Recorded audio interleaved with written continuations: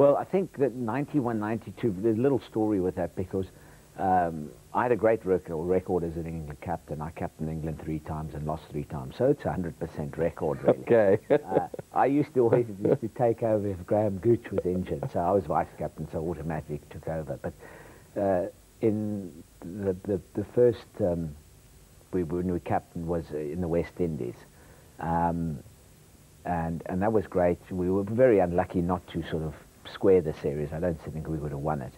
And then we went on to Australia, and that was we'd done well against Australia. We'd bowled them out.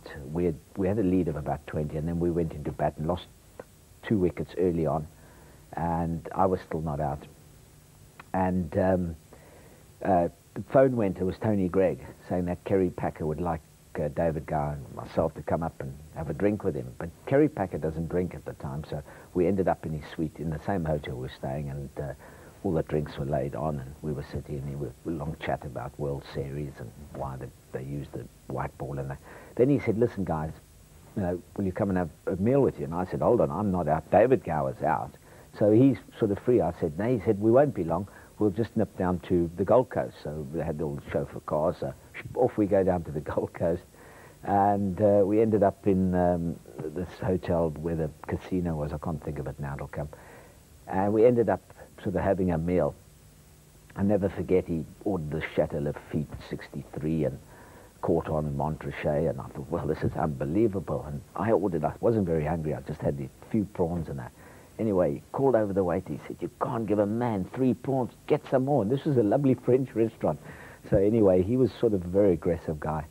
And so the waiter brought us a load of prawns, and I had a lot, and I had a nice sip of the red wine. And then he said, I hadn't even finished my start. He said, right, we're going gambling now. So, you know, you have to get up, everyone. I looked at Tony Gregg, and his son, Packer's son, was there. And anyway, we all got up, and David Gower and I were eyeing the bottle of 61 Lafitte. We said, we can't let that go to waste. So we left the table, sort of walk off, and we quickly and swigged the glasses. That was, put it back, because no one was sort of, could take their drinks, because there were no drinks in the casino. Right. Anyway, he had his own sort of table and security there. The wives and girlfriends were there.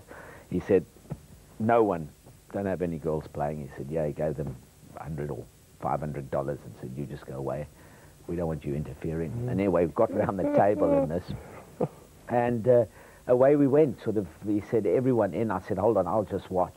So he said, no, this is the way we'll play. We'll use my money, and whatever's won, we'll share. I said, well, I'm back. Yeah. So, how do you get invited to one of these? So anyway, the game got underway, and there was an incredible amount of monies going. You know, he had the whole box, and he was dealing the card. You know, they had the dealer, and him and his son were sort of shouting what was going on. Eventually, we were, I think, all up about 12 grand. I thought, this is fantastic. Great. This is going to pay for my whole trip, you know, because in those days you had to fly your family out, you had to pay for the accommodation in the hotels and that. The board never paid. So I thought, well, this will cover it, really great. Anyway, he sort of said, well, do you guys want to carry on? And it was about 12 o'clock then. And I said, no, listen, I've got to get back. I'm not out England captain. I'm quit while you're ahead. Anyway, the boys said, no, we'll just go on for another half an hour. I said, okay, half an hour, 12:30, I've got to leave. And anyway, we went on. Well, we lost everything in half an hour. The lot had gone. Anyway, we climbed in the cars and off we went back to. So I got back at probably about 1 o'clock, 1:15, and went into the hotel and went to bed and went out to bat, and I was out about the 3rd over.